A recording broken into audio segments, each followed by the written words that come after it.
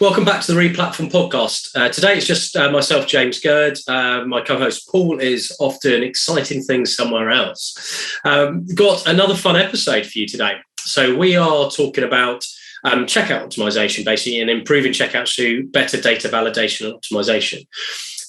More people are shopping online than ever. There's the underlying shift to digital was already strong and growing, but the pandemic has accelerated rapidly. We all know that. And that volume increase basically creates additional challenges for retailers. More people are going online, more people are spending time buying, customer demands going up. The way people use websites and the demands on checkouts are increasing. And that's leading to greater focus and emphasis on having the best possible user experience. And if you get your checkout process flow wrong, then obviously that can impact your revenue and your conversion rate. And I think the latest Cart and Checkout Abandonment says there's anything up to 70% loss in sales on average, and that's based on 41 studies between 2012 to 2020. So, losing revenue is a reality for most businesses. The question is, how do you minimize that loss? Because some loss is just inevitable. So today we're talking to the specialists. We're talking to the team at Locate, who provide a range of technology services to e-commerce teams to improve things like data capture and validation and checkout. So welcome to the podcast, Matt Furneaux, who's the Global Commercial Director at Locate. Good afternoon, James. Thank you for having us. It's great to be here. Thank you. Yeah, thanks very much for tuning in. Before I start asking you annoying questions, there will be a lot of people who've come across Locate, or some who will be using it, and others who might not know what you do. So could you give us the kind of the elevator pitch on who you are and what you do, and what is Locate? How do you position yourselves? Yeah, so if I speak in front of a room full of people and say, hands up, who's heard of Locate? You might get one or two if it's retailers. If I ask a room full of people, have you checked out online recently where rather than fill in 7 or 8 fields of address data, you were just given a simple little field and you started typing your address and magically yours appeared from a short list and you clicked on it and you thought, wow, that saved me loads of time. And I know they've got my accurate address. That's broadly what Locate does, amongst some other things, which we might get into. And we do that for about 15,000 customers, largely in the UK, Western Europe, North America, and a little bit of Asia. And about 60% of those customers would be directly retail e-commerce. Fantastic. So what's your role specifically at Locate? Where do you fit into the picture? So I work with the leadership team across the Locate global business to do a couple of things, really, to work on strategy and how we innovate for our customers. I've got the dubious honor of having probably worked in this particular space for the longest. So for about 25 years, I've worked with address and location data and technology that can be used to help organizations use location data. So probably if I track back to when I came into this market, it was largely using address verification software, right, to clean up addresses for mass mailing, catalogs, bank statements, all of that, the billions of pieces of surface mail that used to get pumped out in the 80s and 90s. And kind of tracking forward to where we are today, obviously there's been an enormous reduction in surface mail volumes, but then that incredible increase in parcel delivery driven by online shopping and e-commerce. So partially I've got that long view. It's an area that actually I find really interesting because I think it really helps to create great customer experiences and downstream benefits to organizations. So yeah, strategy, innovation, bit of the long view, and inevitably I get to spend a lot of time with our retail customers and then working with external parties to talk about what's going on in the industry and how we can all learn from each other. Fantastic. Yeah, I love it because these elements often feel like the unglamorous side of e-commerce, but they're so critical because data accuracy has a massive impact, not just in terms of conversion and revenue, but customer satisfaction as well, and helping customer service teams not have to deal with constant inquiries. Brilliant. So that's good position. The key thing we want to focus in today is you work across such a wide range of businesses. There's so many data points. You've got a massive amount of learning and insight in the market. And we're going to distill some of that for everybody listening today. So hopefully you're going to get a lot of really good practical takeaways. So Matt, are you ready for some annoying questions? Bring it on. Wonderful. You may regret saying that later. So let's start at the beginning, actually.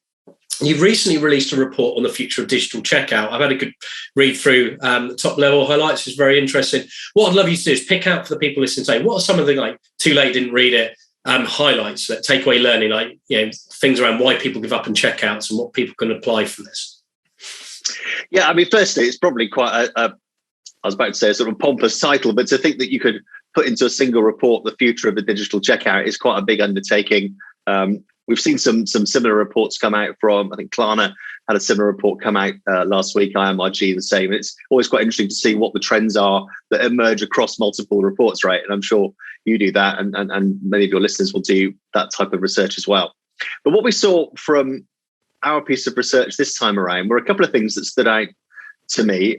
Well, let me start with one that didn't particularly surprise me, which was reliance upon e-commerce and online shopping compared to before the beginning of COVID. Our report showed 72% of respondents said that they were more reliant upon online shopping than they were before the pandemic. If I'm honest, I thought that might be a bit higher, but still, almost 3/4 of shoppers were saying that reliance was something that was quite meaningful and real in their lives. And then we kind of got into the detail of what it was that was kind of encouraging shoppers to get right the way through to the point where they completed the checkout and what was holding them back. And some really clear kind of offenders emerged. Probably the worst of which was kind of hidden costs at the point of checkout. And I don't think we're necessarily that's brand new information, but it's still something that I think almost 60% of respondents said was a reason why they would just give up on the transaction. They get all the way through, they think they know what they're in for, and then suddenly there's some shipping costs or some other form of cost that was hidden to them or they didn't see earlier in the process. Yeah, tax and duties has really come back to the fore on that. You're right. I mean, because that's been a common one over the years, and you've worked in the industry for a long time, haven't you, to look at the data on this. But yeah, the tax and duty bit, especially with things like Brexit and now adding additional costs. A few retailers I know have had a lot of customer complaints as a result of this. Yeah, and of course, some retailers have got a slicker process of dealing with those costs and making sure that they're baked in to what the shopper is seeing earlier in the journey. For those that are maybe, and there may be no malice intended, but some brands just haven't quite yet got that system of ensuring those costs are visible early enough. And I think what we took away from the narrative of the report was the more you can, even if there was no attempt to deceive, the more you can get those costs earlier in the shopping journey, the more likely your customer is to either accept or decline that cost implication early on. And if they're happy with it at the point of checkout, far less likely to abandon the checkout on the basis of that in particular. Yep. And then sort of coming down the list of priorities, we saw a number of things that would be fairly commonly associated with checkout abandonment. Being forced to register for an account is a perennial, and I'm sure you've got lots to say on that. But none of us like it, where even if you can go out as a guest, but you just can't quite find the button that gives you guest checkout, if it appears at least that you're being forced to register and you don't want to, I think mid 40% of respondents would just give up at that point. And then in third place, and perhaps not surprising and a bit more in our lane, was the effort required to complete personal information at checkout. So just the basics, your name, your address, and address is always skewed as being a common offender, where you've got multiple address fields. Most of us in our online experience now have visited websites that have got more simplified ways of capturing an address. When we see brands that haven't adopted that, I think your heart sinks a little bit. And because we expect things to be just simple and easy and convenient online now, where we're being made to do more of the work, I think human nature is now we've been conditioned to go, nope, I don't want to do any of the work. You should help me with that. And therefore, I think something like 30% of shoppers would say they just give up at that point and go elsewhere. It's interesting because I saw some psychology research last year saying that they're measuring attention spans, and the attention span online has shrunk by a second in over in the last 3 to 5 years. So you're right. It is we are inherently lazy, and also we know that our expectations are set because most businesses, especially the big brands that people shop from often, like Amazon, have implemented the technology to enable people to do things smoothly and quickly. Therefore, the expectation is set. I think you're absolutely right. And I think with consumer electronics as well. So, whether you're wearing something like that, you obviously, all of us have got our phones with us. We know that those devices know exactly where we are all the time. And if we're getting a taxi or we're ordering some other item that can be to the location that we're in, we're confident that those devices can be the determiner of that location. So suddenly we get to a checkout, and there are some big brands still that force you to type everything in longhand, which is obviously our mission in the world, is to reduce that list. It's a hassle. We don't expect to have to do that type of work at checkout. And it has a direct knock-on to the number of checkouts that complete successfully. Listen, it's one of those low-hanging fruit things, which you could knock that one off pretty simply. Yeah, exactly. Agreed. I think that's the whole point, isn't it? And that's the aim of today's episode, is to share insights around reducing friction, because no checkout will ever be 100% friction free, but reducing it and minimizing it. So that one of the points you made about the hassle, basically, and effort to input things and accuracy of data that's going in. So let's probe into that. What are the key challenges that Locate sees retailers facing with things like data verification and validation in the checkout? Yeah, so you obviously want to capture the right information, which is appropriate to the transaction. I think the days of too much personal data being captured that was not necessary for that particular transactional purchase. Hopefully, we're moving into a more kind of privacy-led world where you're just capturing what you need. There's a couple of things when it comes to the type of data that you might ordinarily just expect to give. So you probably have to give your name, and you'll probably have to give an address if it's for delivery. The additional pieces of information that might hang around that obviously could be for payments, and therefore the type of data that needs to be captured may not just be to affect a successful delivery, but also to ensure that your data can be matched against your credit card merchant's data, so that you get a smooth checkout experience through the payment process as well. So there's a couple of things which are commonly observed at the point of checkout. If you're pushing customers down the longhand approach, then you're inevitably going to introduce errors, because we're all used to the internet now is so forgiving, right? I can type in absolute garbage half the time, and the internet goes, yeah, that's all right, I know what you meant. And so we become really, really lazy about accurate data input. And if go as far as having sort of ambient devices in our homes, whether it's Alexa or Google, and we can kind of just mutter something, and it just magically uses all of its AI to work out what we meant. So we're becoming, as humans, far worse at entering accurate data into anything online. And even as something as basic as a piece of information that we ought to know, our address, if we're normally just able to enter that within 3 or 4 keystrokes using autocomplete, and then we're forced to do it longhand. Do we put in our current postcode, our last postcode? I lived in Bristol for many years, and we lived at 2 different properties over a number of years, which were just around the corner from each other. So when we moved house, obviously I could generally remember the address that we moved to. That's good. But our postcode was only 1 digit different. So the number of times I gave my new address and my old postcode, and I worked in this industry, did it dozens of times. So as humans, we're fallible, and we tend to introduce errors into a process. And of course, a simple error can lead to, take John Lewis as an example. I think John Lewis have got a really good checkout experience. And before you choose payment methods or any of the other checkout options, they always get you to stick an address in, because then they look at what are your inventory options, where can you pick up in a Waitrose or in a John Lewis, how long would it take to get to you if it was delivered. So really good practice of making that process easier and getting good quality data in earlier in the journey rather than later. Because if you get inaccurate data, particularly around location, you miss out on those opportunities to do that inventory and delivery options sort of presentation. If you check out with poor quality data, you've now got downstream issues that you'd really rather not have. You might get a failed delivery or multiple drop attempts, all things that are stripping out profit from the transaction, and possibly worse, actually just getting an unhappy customer and who may choose to shop elsewhere unless they're particularly wedded to your brand. So long answer to a short question. There's just kind of a whole host of reasons why having poor quality data verification at the checkout just gives you headaches as a retailer you just really rather would not have. Yeah, exactly. Actually, there's a related question I'll come back to later, which is about common data errors and how tools like Locate can help auto fix them. So we'll park that for now. But what I'd love to hear, because obviously you guys work with a wide range of retailers. You take people who don't have automation tools and you add it in, or you replace an existing one.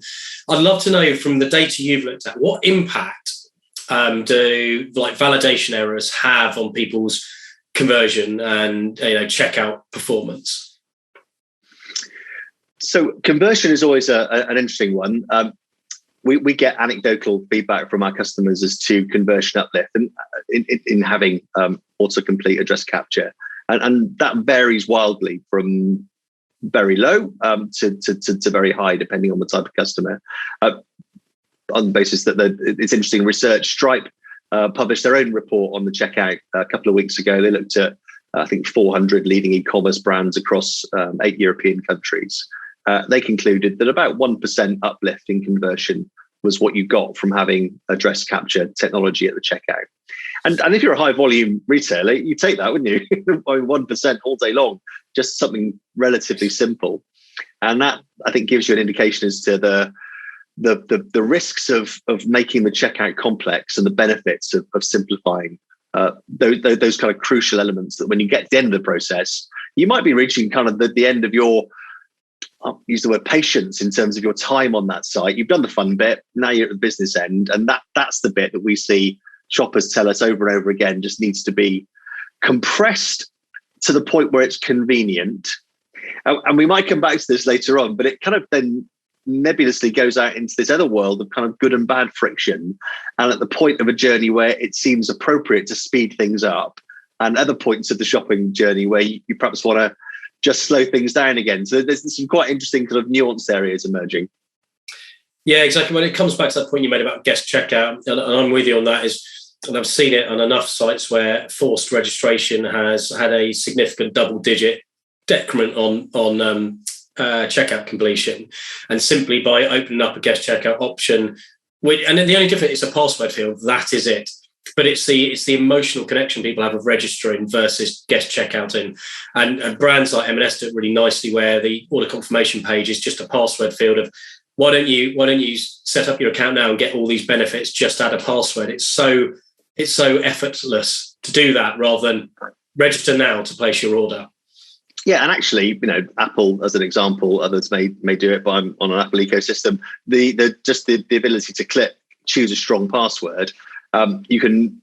They've sort of solved that dilemma on behalf of the retailers, I think, in many ways, because I know if I select that choose a strong password, I'm never going to remember it because it's 80 characters long and it's gibberish, but it gets bedded down into my password protection across all of my Apple estate, and then I'll be able to use that again on different devices with the same retailer. So I think you're onto something there, that it's something that tends to put a lot of us off. I think actually, the Apples of this world have probably come up with quite a neat way of working around that, but still people tell us they don't like it, and it is generating abandonment of checkout in pretty significant levels. Let's talk about international, because I know that you work across a large number of countries for the validation verification stuff.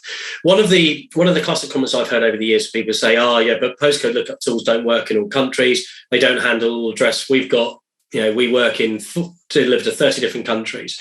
I'd love to hear, for first bit is, what are some of the additional challenges that retailers face with international checkouts and data validation? And then the second part will be, where does Locate work in this area? So what are the tools that you have and how far globally do you extend? Yeah, brilliant. I think that's a great way of breaking the question down as well. So what are some of the kind of issues and challenges? Even now, although not as much as it used to be, you and I have probably gone onto a site and attempted to check out, and the address format that you're presented with was a US address format, if it was a US business. And, the classic example of having to select a US state from a drop-down.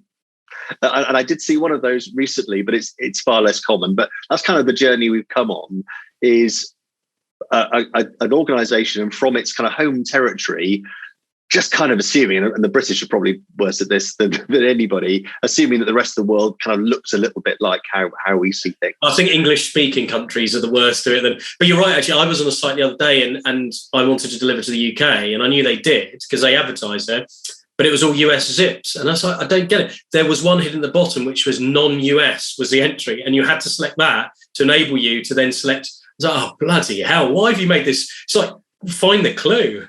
Which doesn't feel very sort of welcoming, does it? If you're shopping from a location which is perhaps some way away from where that brand is operating or natively operates, then it doesn't feel great. So you've got kind of the issue. How do you design the checkout so that it looks familiar and welcoming to somebody from any particular location. And you've got a couple of ways of doing that. You could have dynamic page build, so that if it, you can see that shopper is from a particular country, it can default to a set of field designs. But what if you're gifting? If I'm buying something for a relative that lives abroad, I might have the address because they've given it to me, but would I know how to enter that? Would I know where the house number sat in relation to the street name? Where the postcode goes in relation to the city? All these things that people other than myself, who spent the last quarter of a century staring at addresses, most of us don't know about this stuff. So there are things you can do practically. I say one is sort of a dynamic approach to, once you've selected the country, it's going to make it easy to see which fields to fill in. And our approach, and it's our approach, is that to ensure that single line search approach works for everywhere, so that when you start typing, in whatever order you just naturally would type an address, either because you know the format for that country, or you're typing it in the wrong format, but that's a predictable string type, then Locate, in our case, is doing the hard work behind the scenes. It's kind of parsing in real time. It's saying, well, here's something that looks like a house number. Here's something that looks like a street. Actually, it should be like that, but that's fine.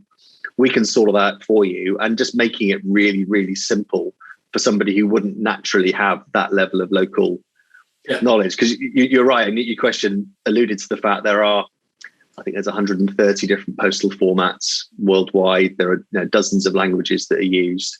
And in most places, you don't have anything resembling what you'd see in the UK, with a very tight relationship between a postcode and a house number, or what you see in the US with a 5-digit zip and a premise number and so on.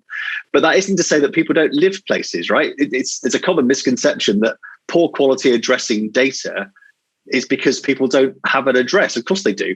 It's just that available reference data might not be as complete as you'd like. And there's a whole bunch of things that we're doing in our kind of innovation labs around how to deal with some of these harder to address places. But that's what we do every day. That's why it stays fun. And I'd love to get some client case study examples, and whether that can be anonymized if it needs to be. But how are people using Locate to reduce errors? What are some of the key things that they've done? So what was the problem and what was the resolution? So, the common problems that we learn about when we first engage with any retailer is either they're experiencing poor levels of conversion, and that's costing them money before they've even sold anything, or they're just experiencing a higher level of failed deliveries than they can accept or they can cope with.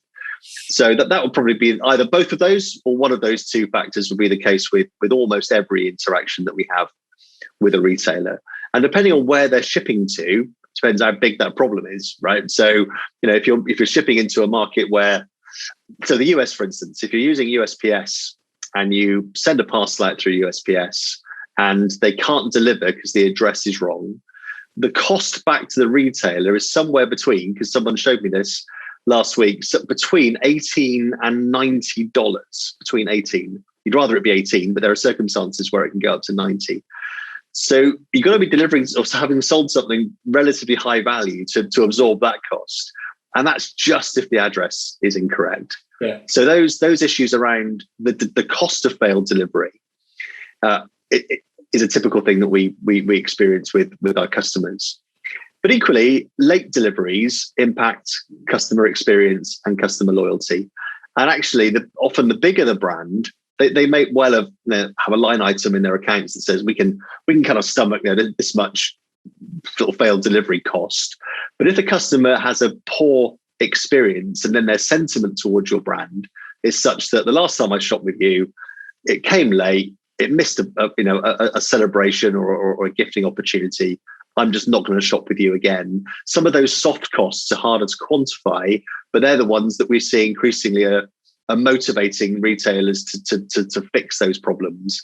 Because a lost customer, obviously, as you know better than I do, is a harder customer to get back, as opposed to one that you can retain through even modest kind of customer experience. If it's poor, very hard to get them back. Yeah, I also think it's where do you want your business to spend its time? Do you want it to spend its time fixing issues and recovering unhappy customers to turn them into happy customers?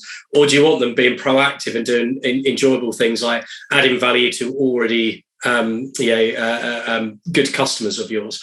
And the more you can take away those errors, the less you have to just scramble to fix them, right? Which is, it's not what a customer service team wants to do, is firefight all day long. No, they don't. And going back to something we talked about earlier on, I think many of us have an expectation of near perfection online. And that's been created by all sorts of services that we use. Even Google search, my example of typing in barely legible scrawl, and Google just goes, yeah, I know what you meant. And Amazon obviously done a great job with that as well. And a lot of AI sat beneath all this, which is clearing up our human imperfections in real time. And I think then we take that to all of our other online experiences, even to brands that we might like, and just expect that perfection. And where we're the cause of the imperfection, we kind of still expect that the site's going to just remedy some of those difficulties. And I think that they're the sort of the human issues that retailers are having to think long and hard about how to take that belief that everything will be perfect, even in cases where it clearly won't be. I was placing an order the other day for a jumper for my wife on a really well-known fashion brand site. I'm not going to name because I don't believe in name shaming. And I was really surprised that I got to the checkout and I got to the address forms, and it was just this really long form. It was looking back 5 years into the past of checkout forms, and I had to redo the address for billing from delivery instead of having the default. And typically, you see now people streamline. They go, okay, we want to get your billing the details first, and get your payment stuff, and then is your delivery different? So there's different ways people do it, but that fundamental inability to use just modern techniques to minimize inputs and make it simpler for customers. Still surprised. You're right. You mentioned it before. A lot of big sites still have some basic issues in there, which is interesting. Which leads me on to my next question. Common errors that cause frustration, customer experience issues. So I'll give you a couple. I'd love to hear from your point of view. What do you normally find, and how have you solved it within Locate's tooling? So good example is I'm entering a postcode and it returns an error and it says, make sure you add a space, which is crazy. My postcode SL5, I don't put a space in, it won't recognize it. Other ones which need more effort to fix, but can be fixed through scripting is keyboard's got a caps lock on and the number has gone in as a symbol, not the number. So there's lots of these things that creep in. What do you find to be common ones, and how does Locate address it directly? Yeah, so I can talk a bit about how we've approached it, and necessarily we'll talk about sort of Locate's services just for a second on that. So particularly when it comes to kind of the checkout typing piece, then we look at what are those likely human errors, those human imperfections. The space in a postcode is a really good example. It's unforgivable that a site should require that space to be present or to require you to make a change. It's perfectly possible, and Locate do this, that it can see that string of letters and characters and know what that is, even if it's not presented in the kind of the optimum way. Characters on a keyboard. So we would look at what are the likely ways in which you could hit the wrong key because it's adjacent to the key that you should have hit. So you might have 4 characters that all kind of go together, but actually the first one you went above, below, next to, because you just have had bad typist. So thinking about those sort of error types, phonetically looking at a piece of information rather than necessarily expecting it to be typed or spelt entirely correctly. What are common spelling errors of a piece of address data? Sort of, again, those sort of natural imperfections. In the US, for instance, where it's very common to have directional data, so a street might well be, the west, east, north, south, where that goes. A piece of suite data, does that go after the street, before, or after the premise number? Things are often in the wrong place. So we use our knowledge ahead of time to kind of predict the likely error types that might occur, and then to remedy those systematically. Going forward, and maybe we'll come back to this at the end, we see really exciting opportunities using machine learning to learn from those common human error types and to start to get better and better and better in the way that we expect with something like Google search.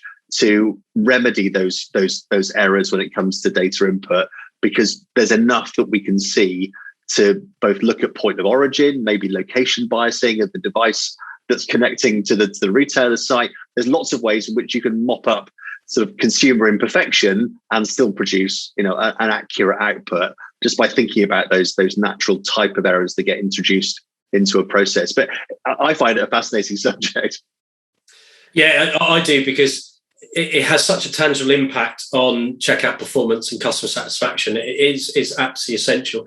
So the way, then, in terms of the way that you set up your rules base, I'm assuming you just build up a library of rules on a country by country basis based on their specific data models, and then also apply those. So if someone's in the checkout and they've chosen France, then the rules engine switches to the French logic and simply validates at that country level.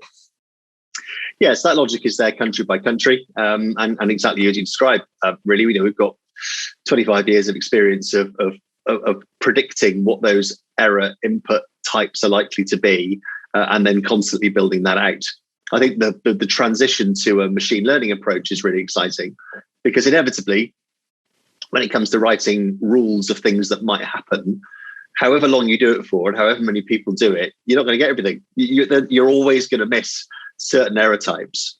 So the work that we're doing in our labs using data science and machine learning approach to understanding common error patterns and then predicting how to remedy those error patterns, but then identifying all the ones that we haven't yet thought of, which machine learning can do much more successfully than a person having to do that, longhand.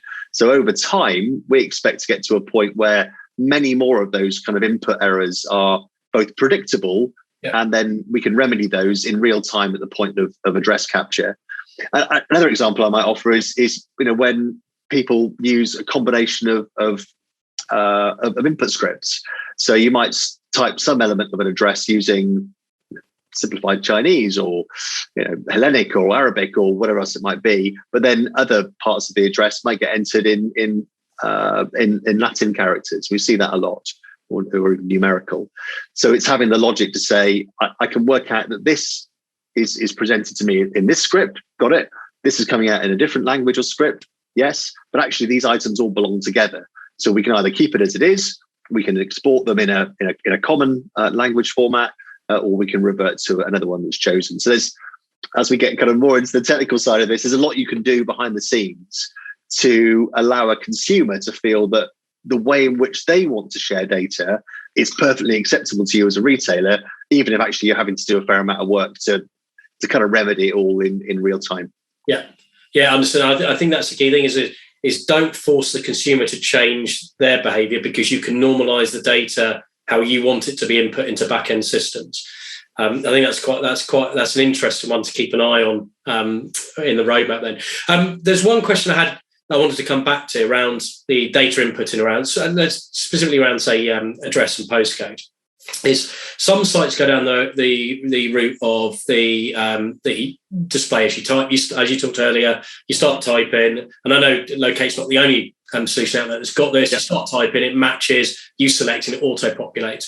Versus lookup, where you enter like a house number and a postcode, hit the find, it then finds the matches, you then select from it. So I'd love to know what have you at Locate learned from this? Does one perform better than the other in specific use cases? Is one always better than the other in terms of accuracy and impact? So if we take the UK as an example, that's where we both are, I think. It was always pretty much the standard that you ask somebody for their house number and their postcode. And if you took those two things, you could generally complete the address just with those two items. So that was kind of maybe sort of type 2 of your scenarios, asking for more than one piece of data, hit go, and can you complete everything? Or you might have a site that just said, give us your postcode, and then you get a drop-down list of the dozen or so addresses that related to that postcode. And that was generally a customer experience that people were pretty happy with. That move towards a kind of a single line autocomplete meant that you just started typing, and you probably enter a similar number of keystrokes. But if there was other elements of your address, like a vanity house name or a business that traded at an address, that would likely all be in the reference data, and you'd find that more quickly using that type ahead approach. I think to your question, the way in which you accomplish the best customer experience will change place by place depending on the availability of reference data to search against and the address structures that you're dealing with. So it's quite common for us in some European countries to suggest that you maybe have 2 or 3 address lines, and you just say to the customer, just enter as much or as little of the address as you want to. And then people will be quite generous with that, and they'll type a few bits and pieces in. And then behind the scenes, we've got a version of Locate that will look at that, determine what we think it is, what's missing, fill in the gaps, and then present back a full address to the customer. That's particularly important where you maybe don't have a lot of premise data in the reference files, or even a lot of street data. You want to capture what the customer knows, but then infill all the bits that you know from the systems of record. So I think the answer to the question is there's a combination of approaches. One of our customers, which is one of the world's largest sportswear manufacturers and brands, actually use a combination of the two. So when you're checking out and buying some trainers, they'll just get you to use the Locate single entry field, autocomplete. So it's nice and easy. It's a great customer experience and speeds up the checkout. As soon as you've completed the transaction, it then takes that address block, passes it through our kind of back-end remediation engine for a second wash, and uses that as part of the fraud checks and all the other checks it does before it actually fulfills the order. So I mean, we've seen some examples of that where sort of both the rapid entry plus the now let's just make sure that everything is as it should be is being used both pre and post checkout. But I think the decisions will be, what's the availability of reference data? How granular is it? What's the best customer experience? Is it type ahead, or is it just type your address in and then we'll do that cleanup kind of in real time, but after the event? And the nice thing about the Locate offer, and you're right, there are other offers in the market, is that our customers have the freedom to pick one or the other, or kind of a hybrid of the two. And that flexibility is... Sorry, devil's advocate, if you're an e-commerce manager, you personally know what you know today, and you're a site only selling to UK, would you go autocomplete or enter a couple of bits of address and look it up if it was your site? Yeah, I would go autocomplete. I think it's more consistent with consumer expectation and behaviour outside of whether you're entering an address or something else. I think that what we're commonly expecting to do now, if any digital experience is saying, give me some information, I just expect to be able to enter that freehand. So I think that it's keeping pace, in my opinion, with online consumer behaviour, as opposed to necessarily what the optimum way of doing it is. I think there's the truth is probably somewhere in between. Yeah, I agree. And I think provided the UX is handled correctly when the front end's built out, then on mobile it can add an advantage of having a single field and speeding up the form completion. The question I've got related to this, does browser autofill have any impact or issue on things like auto suggest, where someone's on the device and it automatically suggests something and maybe that's not 100% accurate and it gets input into a field? Or does the field just automatically just take what's input and then clean it, even if it's been auto-filled? So if it's autocomplete field and the browser attempts to fill that, obviously you can bypass the autofill.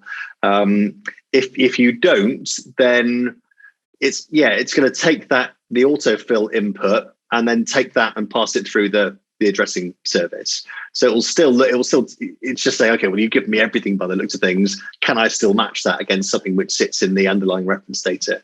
If a retailer wants to allow browser-based autocomplete or auto-infill, they can always elect to not do address verification pre-transaction, but they can just take the input address and they can, as I described a moment ago, they could just do a kind of a post-transaction cleanse using that kind of automated approach of parsing an address and matching it against the reference data. So there's options, and clearly many consumers like auto-completing of fields because it saves them time, and that's what often their priorities are.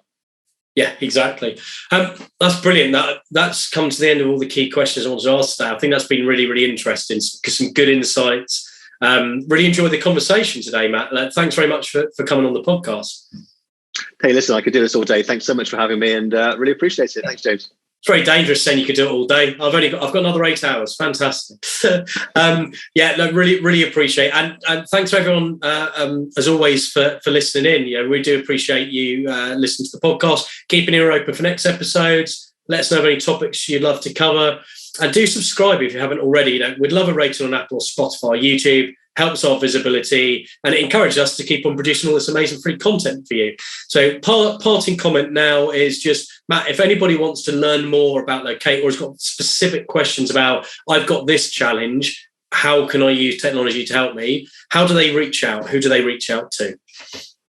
Well, if they visit locate.com, it's locate with a Q. The thing I would point you towards, if you do that, is we've got our recent report on the future of the checkout, a report from a couple of months ago on how to fix failed deliveries, and you can register for some really interesting stuff that's coming out on some data science and consumer behavior in the next couple of months. So locate.com, we'd love to hear from you.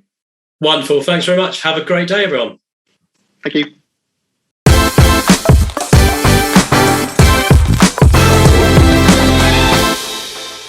For more information on this topic, head over to replatform.fm for our audio podcasts. To discuss a project, or if you'd like to chat about any of the topics covered in this episode in more detail, please reach out to myself, James Gurd, or my co-host Paul Rogers via LinkedIn and Twitter. Thanks again for listening, and keep your ears peeled for the next episode.